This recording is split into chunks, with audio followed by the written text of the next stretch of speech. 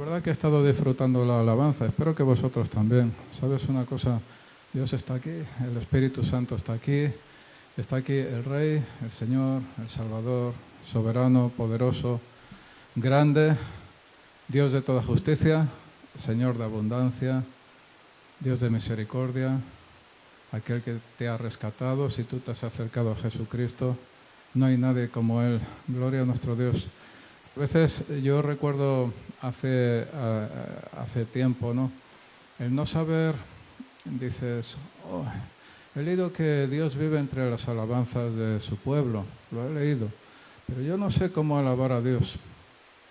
Y te digo una cosa, yo pensé hace bastante tiempo, si yo voy leyendo los salmos, voy aprendiendo, entonces voy a ir de forma natural aprendiendo cómo alabar a Dios. Y eso es lo que yo, querido amigo que nos estás mirando al otro lado de la pantalla, querido amigo que estás aquí, eso es lo que yo te quiero animar, te quiero exhortar, para aprender, para mejorar, para ir creciendo en la alabanza a Dios. Lee mucho los salmos y mira cómo David y otras personas alababan y reconocían a Dios. Bendice, alma mía, al Señor y no olvides ninguno de sus beneficios. Me llama la atención que, hay distintas cosas. Cuando yo estaba preparando la predicación de hoy, hay distintas cosas que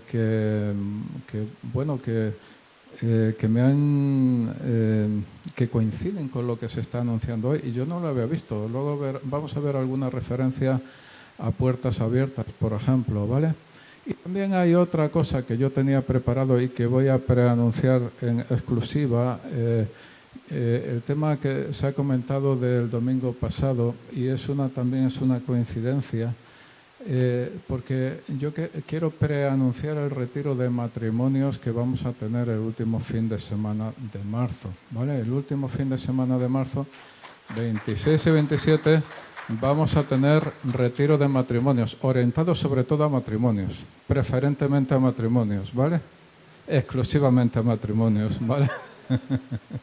Aunque tengan niños, porque los niños son bienvenidos y ya nos vamos a ocupar de que los niños estén bien atendidos en el retiro.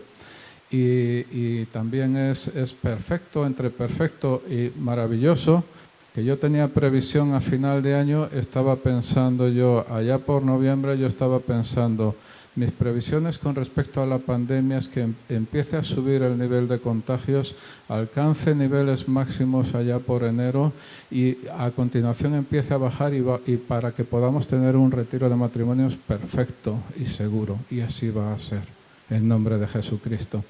De manera que resérvalo ya en tu agenda porque vamos a estar calentando motores. Empezamos ya en serio a anunciarlo el domingo, el próximo fin de semana, ¿vale? Y va a ser en Guadalajara, va a venir también como hace un par de años Josep Araguás y va a ser muy bueno. Ahora, ¿y de qué coincidencia me estás hablando? Bueno, pues la coincidencia es que el lema del retiro se llama intimidad, ¿vale? Se acaba de decir, y lo habéis visto, lo habéis escuchado el domingo pasado, hablando de que a Dios le apasiona la intimidad.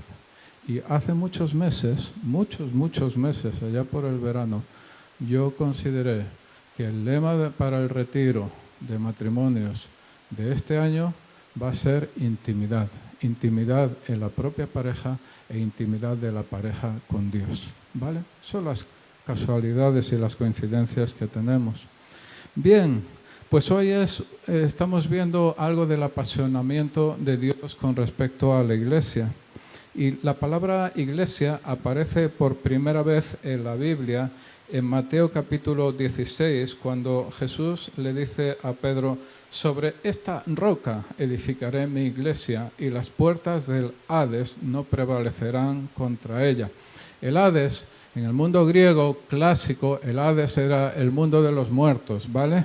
El mundo de los muertos, y yo te puedo decir otra cosa, no solo el mundo de los muertos, sino el mundo de la muerte, ¿vale? Entonces cuando cuando Jesús le está diciendo a Pedro, sobre esta roca edificaré mi iglesia, y las puertas de la muerte, las puertas de aquello que está muerto o de aquello que tiene que ver con la corrupción, con la degradación, con el sufrimiento, con el dolor, esas puertas no van a prevalecer contra la iglesia. Eso es lo que está diciendo realmente Jesucristo en Mateo 16. Y la roca aquí es la declaración que había hecho Pedro: tú eres el Cristo, el Hijo del Dios viviente. Así al menos se interpreta habitualmente en el mundo evangélico, ¿vale? Entonces, tú eres el Cristo, el Hijo del Dios viviente. Y Jesús contesta: amigo, sobre esta roca yo voy a construir mi iglesia, y las puertas del dolor, del sufrimiento, de la destrucción, de la muerte, de la enfermedad, no van a prevalecer contra la iglesia. ¿Y sabes por qué no van a prevalecer contra la iglesia? Porque la iglesia es de Jesucristo. La iglesia no es nuestra, sino que la iglesia es de Jesucristo. Esas palabras de Jesús fueron un anuncio previo de lo que iba a suceder cuando Jesús envió al Espíritu Santo para vivir, para morar en los creyentes. Y aún así, Jesús tuvo que someterse a la cruz y experimentar la resurrección. Y aunque los discípulos habían entendido parcialmente, aún no se había cumplido todo lo que Jesús había venido a hacer. Después de su resurrección, Jesús no iba a permitir que sus seguidores empezaran la obra que Él les había asignado de hacer discípulos en todas las naciones. ¿Recuerdas Mateo 28? Y de hacer discípulos a todas las naciones, ¿verdad? Hasta tanto no viniera, ¿quién tenía que venir? Hasta tanto que no fueran a hacer a cumplir esa gran comisión, hasta que no viniera ¿quién? El Espíritu Santo prometido, la promesa de Dios, lo puedes ver un preanuncio en el Evangelio de Lucas y luego en Hechos de los Apóstoles, el Espíritu Santo ahí derramando vida, derramando abundancia, derramando gracia, derramando misericordia, derramando perdón, derramando libertad sobre todo aquel que conoce y confiesa el nombre de Jesucristo. ¿Vale? Precisamente es a partir de Pentecostés cuando ese término de iglesia, ese concepto, aparece con fuerza creciente en Hechos de los Apóstoles y en el resto de libros del Nuevo Testamento. Siguiendo con nuestra serie sobre las pasiones del corazón de Dios. Hoy hablamos, como estoy comentando, sobre la iglesia. La pasión de una persona es aquello que le infunde vigor, es aquello que la motiva, es aquello que la inspira de manera natural. Pero si hablamos de iglesia, la inspiración no solo debería ser natural, sino que debería ser también sobrenatural. De ese modo es la iglesia para Dios. Hace un par de días he leído en un periódico la cabecera de un artículo llamado «El fin de la iglesia, ¿está el cristianismo en peligro de muerte?». Hace referencia a un libro recientemente publicado sobre la deriva que sufren el culto y las instituciones católicas en la Europa actual. El libro que estoy citando se llama La Iglesia arde y se plantea cuestiones como: ¿está viviendo la Iglesia católica en principio? El libro habla de la Iglesia católica, ¿vale? ¿Está viviendo la Iglesia católica una de sus peores crisis a nivel mundial? ¿De qué manera nos afectaría su desaparición? La Iglesia católica tiene que luchar contra la indiferencia y el descrédito.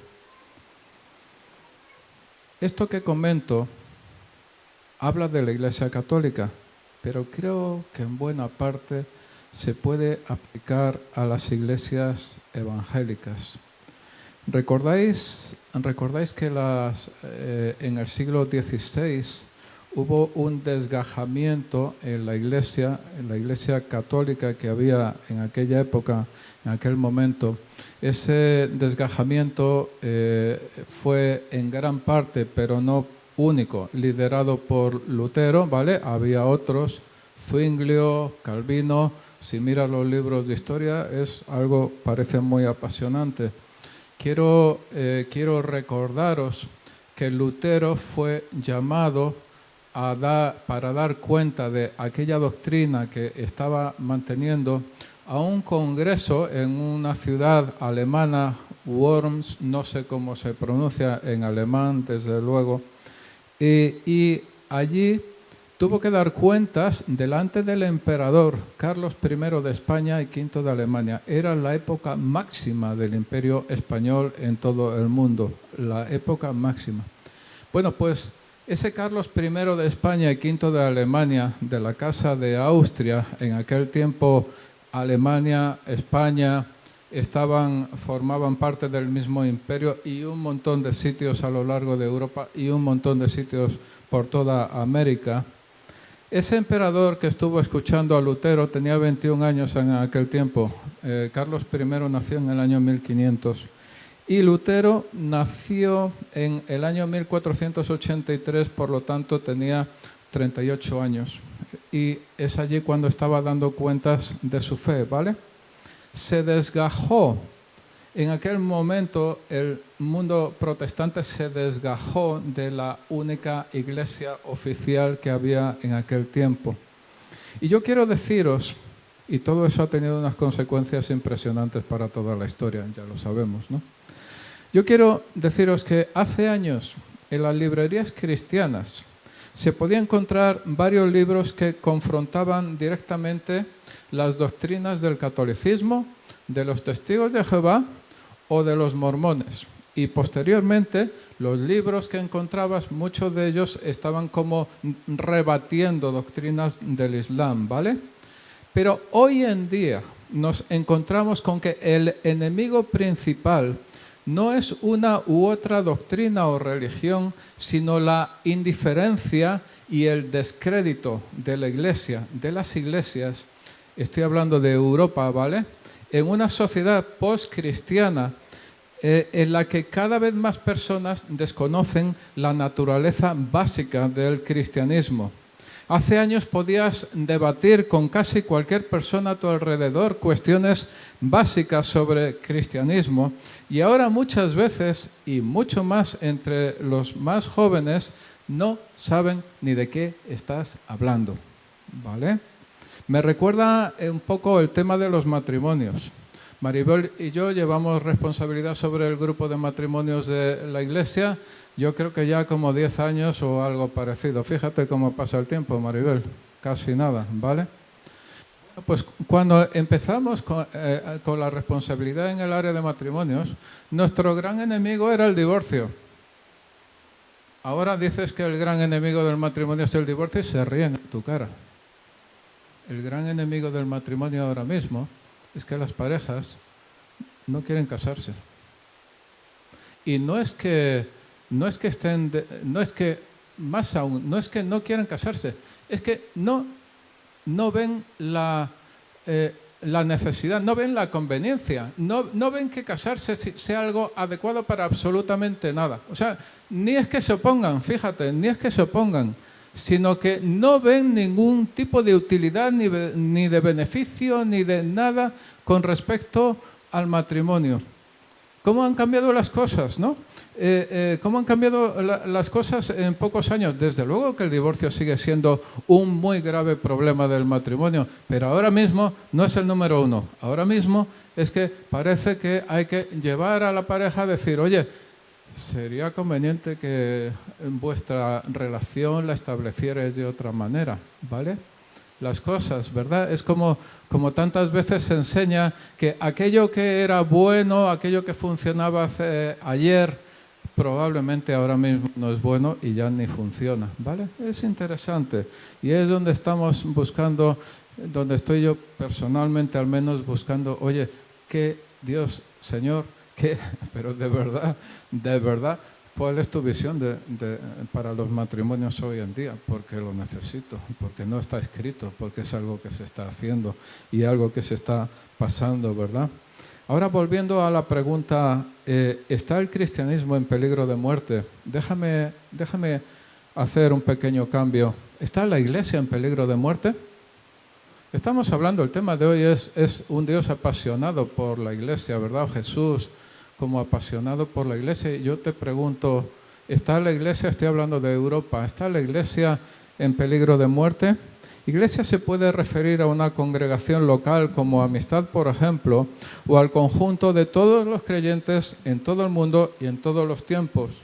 ¿Está la iglesia en peligro de muerte en este mundo arrogante, descreído y postcristiano?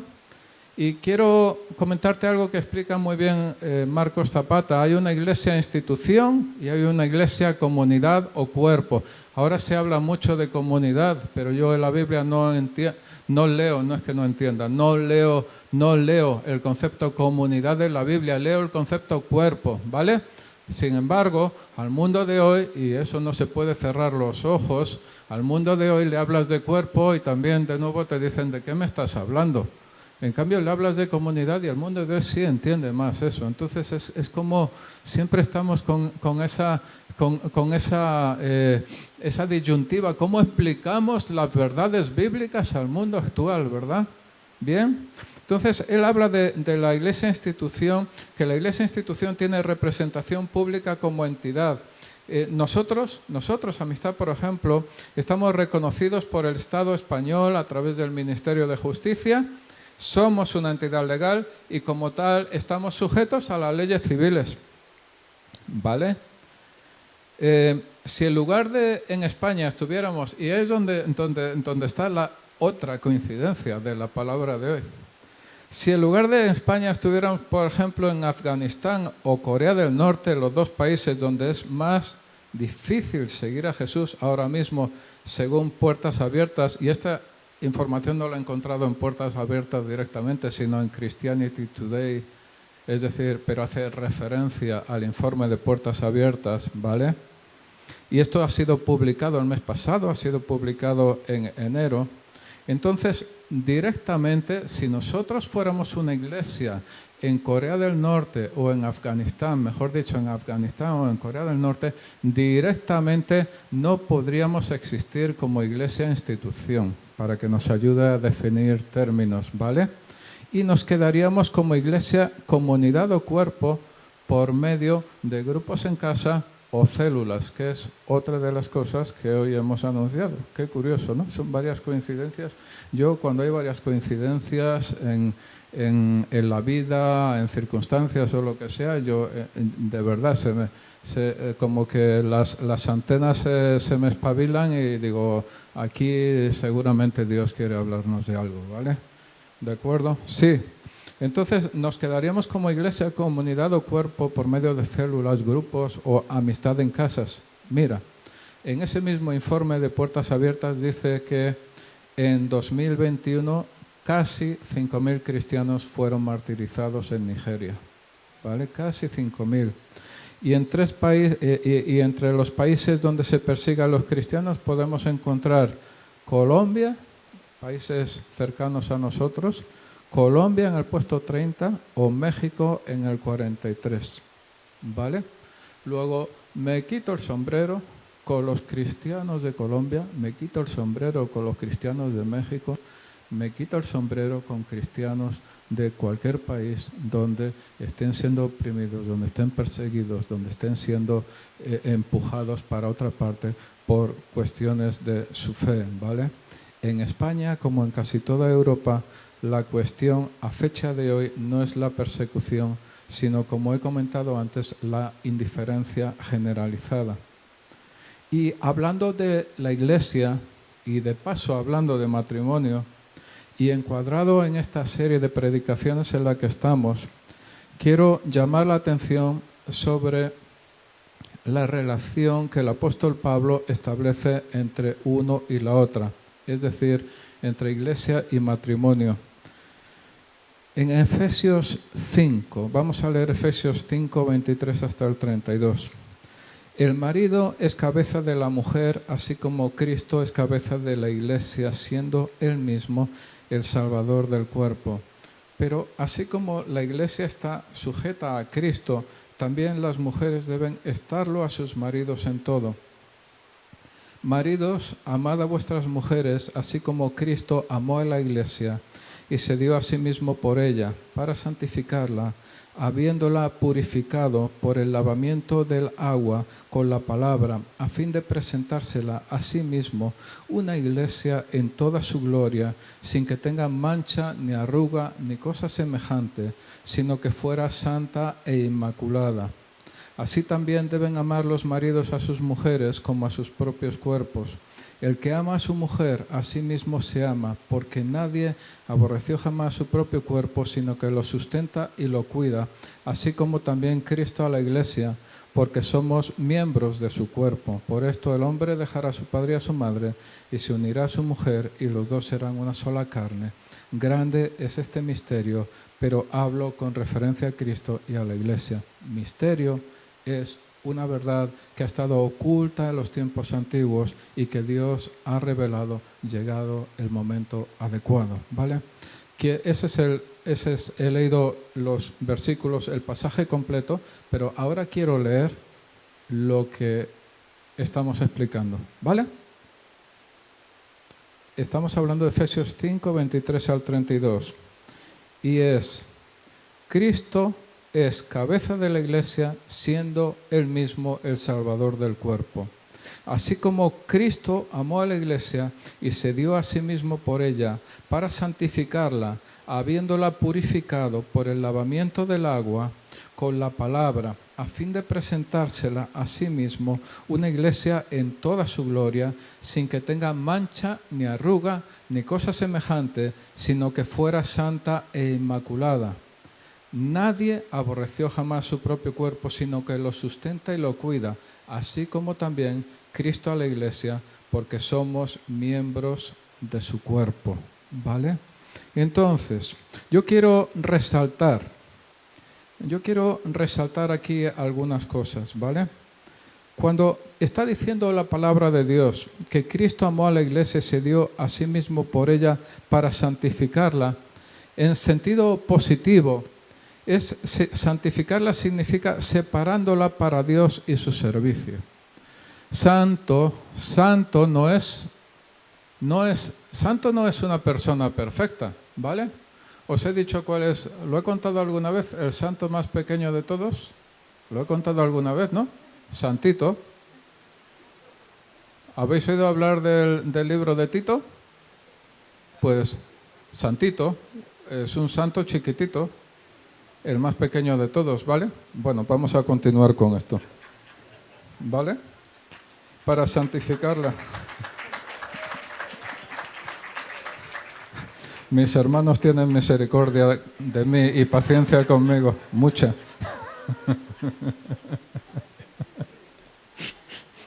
Entonces, santificarla en un sentido positivo es separando la Iglesia para Dios y su servicio, el servicio a Dios, ¿no?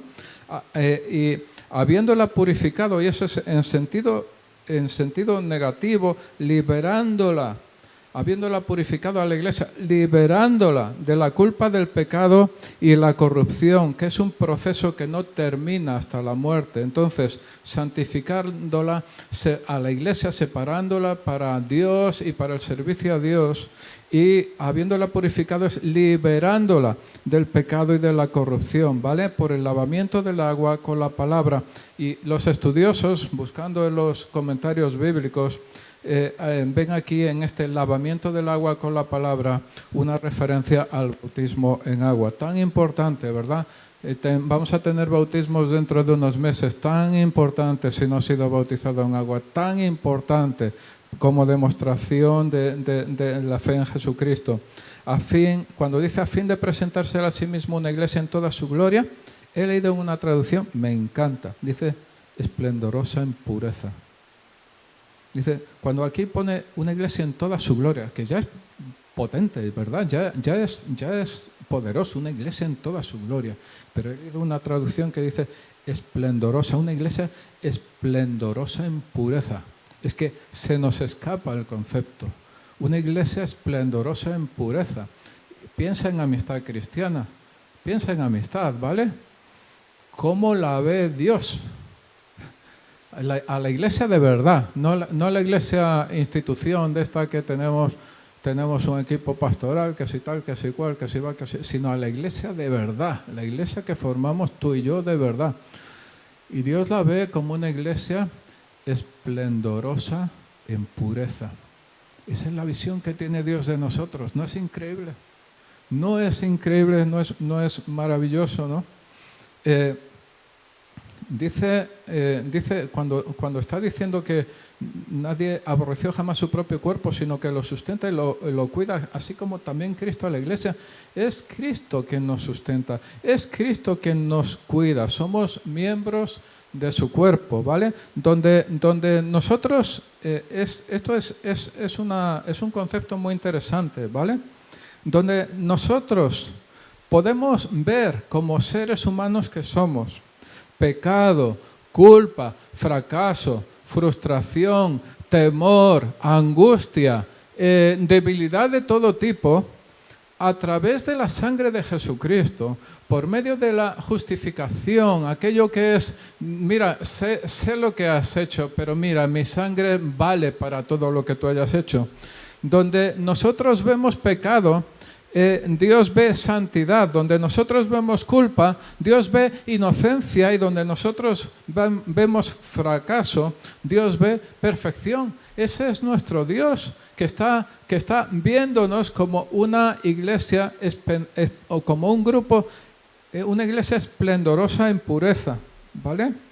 Se trata... Esto es lo que hemos visto en Efesios, es una de las figuras con las que se compara la iglesia en la Biblia. Se trata, en este caso, de un cuerpo en que la cabeza es Cristo. ¿La cabeza qué hace? La cabeza, esta cosa que tenemos aquí arriba, que para algunos sirve más que para otros, ¿no?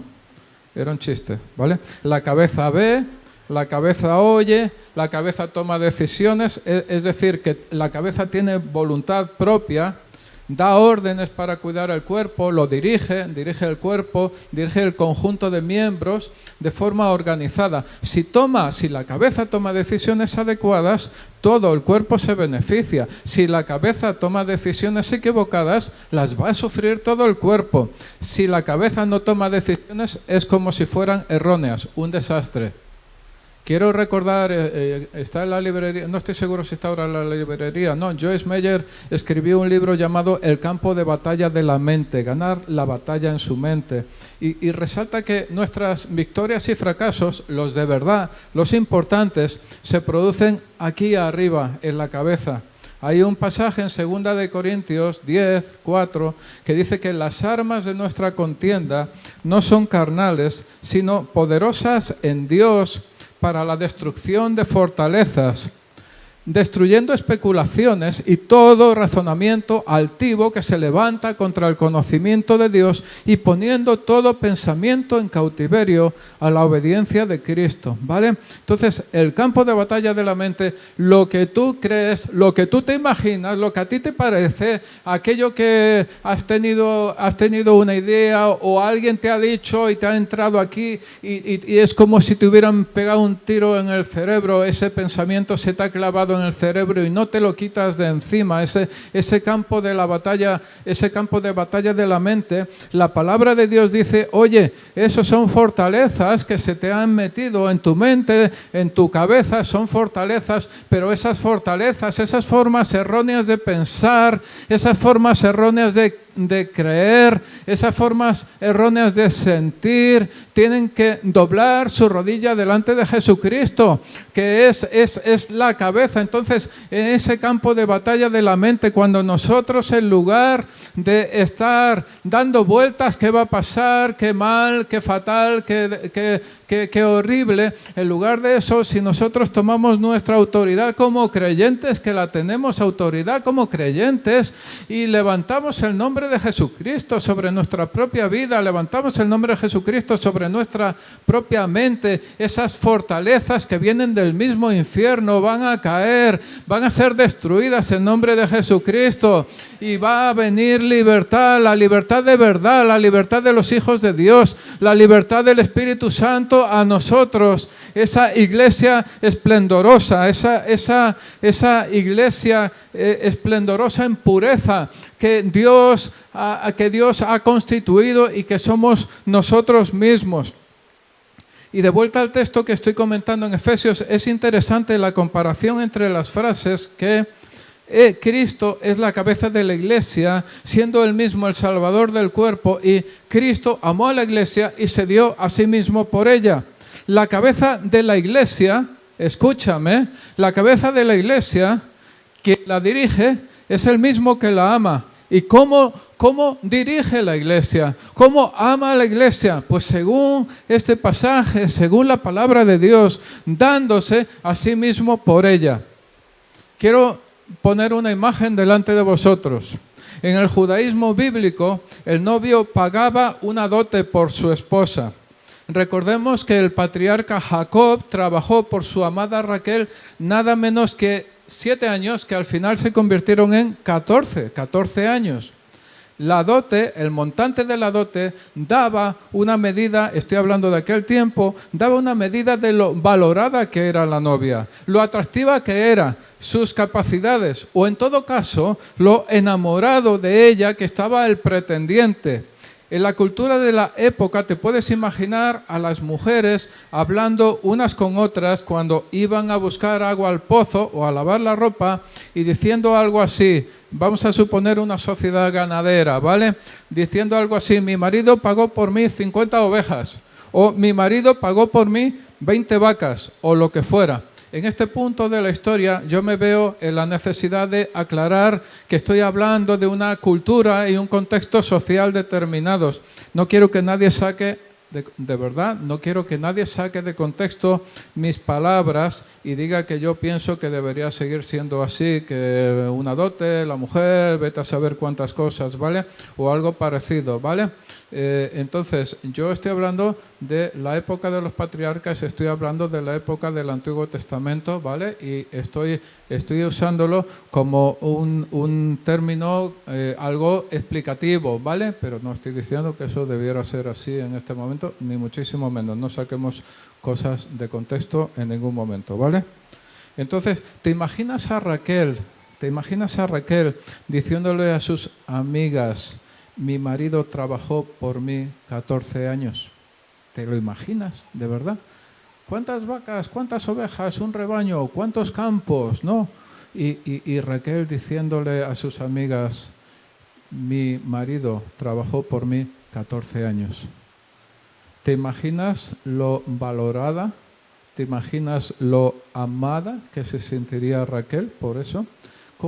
¿Te imaginas cómo estaría su autoestima y lo dispuesta que estaría a servir a su marido? Trabajó por mí 14 años. ¿Cuánto me quiere este hombre? Trabajó por mí 14 años. A fondo perdido, imagínate. Y ahora vayamos al cielo. De Madrid al cielo, dicen por ahí, ¿no? Jesús pensando en la iglesia y queriéndola para él. Dios dice que suya es la plata y suyo es el oro. Lo puedes leer en la Biblia. Todas las riquezas pertenecen a Dios porque Dios las ha creado. Ahora bien, ¿qué precio pondría Jesús a la iglesia? Estamos hablando de novio, novia, ¿vale? De amado, amada. Jesús en el cielo diciendo, oye, quiero la iglesia para mí. ¿Qué precio le voy a poner yo a la iglesia? ¿Cuánto estaría yo dispuesto a pagar por la iglesia? Mía es la plata, mía es el oro. ¿Cuánto estaría dispuesto a pagar Jesús? ¿Cuánto oro? ¿Cuántas piedras preciosas? ¿Cuánto? De lo que sea. Porque Él es creador, el creador, ¿no? ¿Cuánto de lo que sea?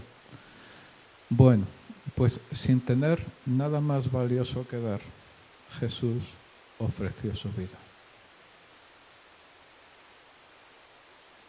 Como acabamos de leer, Cristo es la cabeza de la Iglesia, siendo Él mismo el Salvador del cuerpo. Y Cristo amó a la Iglesia y se dio a sí mismo por ella. Jesús es el Salvador del cuerpo. Es tu Salvador y mi Salvador. Cuando Jesús murió en la cruz y posteriormente resucitó, estaba actuando como Salvador de ti y de mí. Se dio a sí mismo por la Iglesia, es decir, por nosotros. Y no es el típico héroe de las películas, más fuerte que todos. ¿Ves una película? El héroe más fuerte que todos, más listo que todos. El héroe de las películas rescata desde fuera. El héroe Jesús rescata desde dentro, desde nuestro propio espíritu. Y para ello fue necesario que derramara su sangre hasta la muerte. Si no fuera así, ¿de qué otra manera nosotros podríamos explicar aquel pasaje que dice: el que cree en mí, como ha dicho la Escritura, de lo más profundo de su ser brotarán ríos de agua viva? De esta pasta está hecha la cabeza de la Iglesia, Jesucristo, nuestro Señor y Salvador. MacArthur, en las anotaciones de su Biblia, lo explica así: santificarla, purificado, lavamiento, santa y sin mancha. Esto alude al amor de Cristo por su Iglesia. La gracia salvadora hace santos a los creyentes por la intervención de la palabra de Dios, de tal modo que puedan ser como una novia pura. Para que los esposos amen a sus esposas como Cristo ama a la Iglesia, es necesario tener un amor purificador, puesto que el amor divino procura limpiar por completo al ser amado de toda forma de pecado y maldad. Un esposo cristiano no debería pensar en una sola cosa pecaminosa en la vida de su esposa que desagrade a Dios. Su deseo más grande para ella debería ser que llegue a ser conformada a Cristo de manera perfecta. Así que su intención y objetivo permanente es encaminarla hacia la pureza. Es que me he encontrado con que preparando esta palabra que habla de Cristo y de la Iglesia, se podría aplicar también al matrimonio, se podría aplicar también a una predicación en el grupo de hombres, ¿verdad? Se podría aplicar también a una predicación en el grupo de mujeres. Esta es una de las cosas increíbles de la palabra de Dios. Cada vez que la miras, cada vez que miras un pasaje en profundidad, puedes ver un brillo diferente, como si del diamante más puro y más apreciado se tratara. Que según cambias la posición, puedes ver cierto tono, puedes ver cierta forma, y en cada caso es diferente, y en cada caso es el mismo diamante. Y así es la palabra de Dios. Entonces, ¿cuánto vales tú? Entonces, ¿cuánto valgo yo? Quizá no eres el más guapo o la más guapa. Quizá no eres el más joven, no eres el más inteligente, no eres el más simpático. Quizá ni siquiera te aceptas a ti mismo. Quizá incluso tienes pensamientos autodestructivos. Déjame decirte que si te sientes feo, viejo, herido, humillado, avergonzado, fracasado, si no te aceptas, si consideras que eres ese tipo de persona así, entonces, perfecto, porque eres el tipo de persona que Jesús está buscando. Jesús se ha enamorado de ti. Te digo una cosa, Jesús se ha enamorado perdidamente de ti, ha perdido el sentido por ti completamente, ¿vale?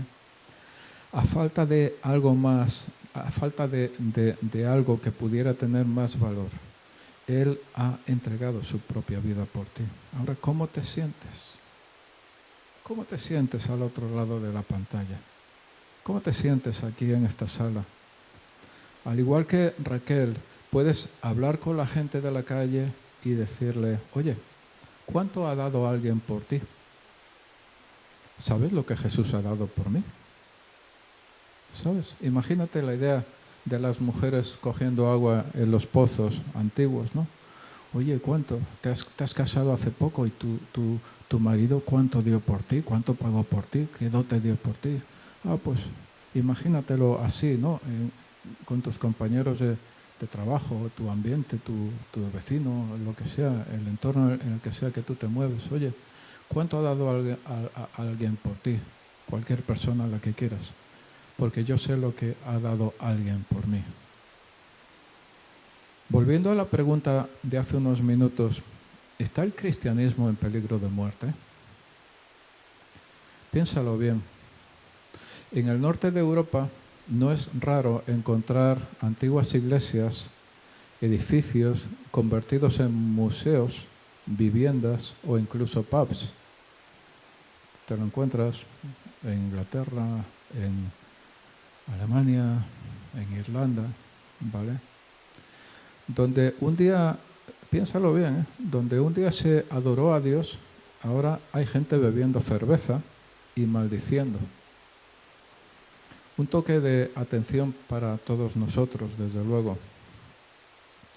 Una u otra iglesia pueden cerrar definitivamente sus puertas, pero no el cristianismo. Quiero repetirlo, ¿vale? Una u otra iglesia pueden cerrar definitivamente sus puertas, pero no el cristianismo.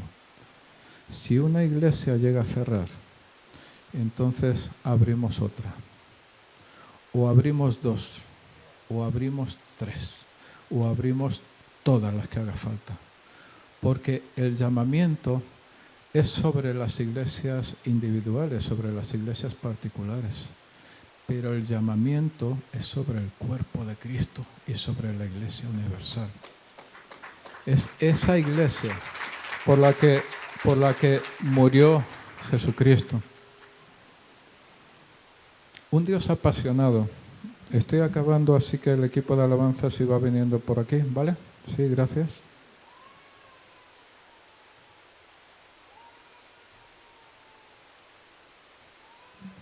Un Dios apasionado necesariamente produce hijos apasionados.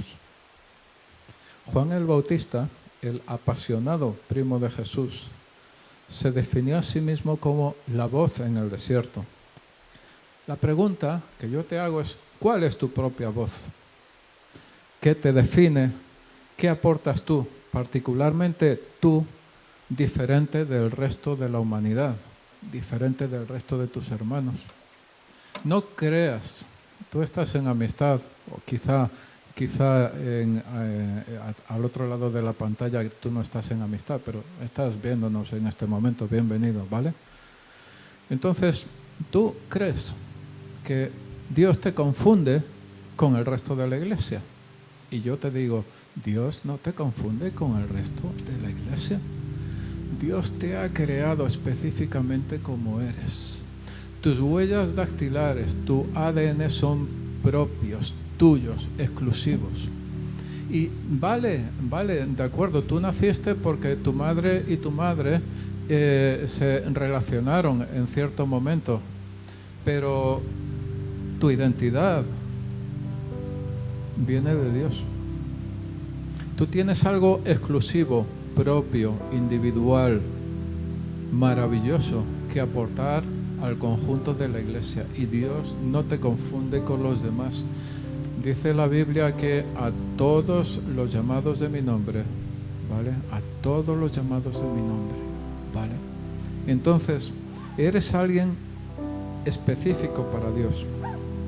Como he comentado hace unos minutos, nuestro héroe Jesús no nos rescató como no nos rescató desde fuera como si estuviéramos viviendo una película, sino que se dio a sí mismo por nosotros para rescatarnos desde dentro. Y este concepto es vital y crítico, rescatado desde dentro, ¿vale? Por la maravillosa experiencia del nuevo nacimiento y de la venida del Espíritu Santo. ¿Qué te hace arder? ¿Qué enciende tu fuego interior? El mundo a nuestro alrededor necesita a la iglesia. El mundo a nuestro alrededor te necesita a ti y me necesita a mí. Necesita algo que tú y solo tú puedes aportar. Quiero que te pongas de pie. Quiero que te pongas de pie. Jesús, Jesús, Jesús, Jesús, Jesús. Bendito seas, Señor. Bendito seas, Señor. Señor, te alabamos y te bendecimos. Señor, te glorificamos. Te glorificamos, Señor. Quiero que allí donde estás levantes tu mano, ¿vale? Levanta tu mano, ¿vale? Levantas tu mano y mira, de verdad, Dios está viendo tu mano en este momento. Dios te llama por nombre. Dios te identifica a ti individualmente. Tú has sido escogido por Dios. Dios ha derramado en ti todo lo que tú necesitas y probablemente, casi seguro, el diablo ha puesto, y quizá tú también, tú mismo, ha puesto una cantidad de basura en tu vida que dices, ¿cómo voy a librarme de esta basura y cómo voy a librarme de toda esta carga? Y yo te digo a ti que ese héroe Jesucristo, al no rescatarte desde fuera, sino rescatarte desde dentro, expulsa fuera de ti la basura, el dolor, la frustración, la miseria, la podredumbre, lo podrido que pueda haber en tu vida. Ese Jesús que se dio por ti, lo expulsa desde dentro en nombre de Jesucristo. Y Dios está liberando en este momento personas y está haciendo que caigan murallas de incredulidad y que caigan también esos bastiones mentales, esas barreras mentales que impiden, que dificultan la libertad de Jesucristo dentro de la vida de las personas. Déjate liberar en nombre de Jesucristo. Déjate liberar en nombre de Jesucristo. Señor, libertad en este momento. Señor, libertad en este momento para cada uno de los que estamos aquí. Libertad plena, libertad completa en este momento para todos los que estamos aquí. Gracias, Señor Dios nuestro.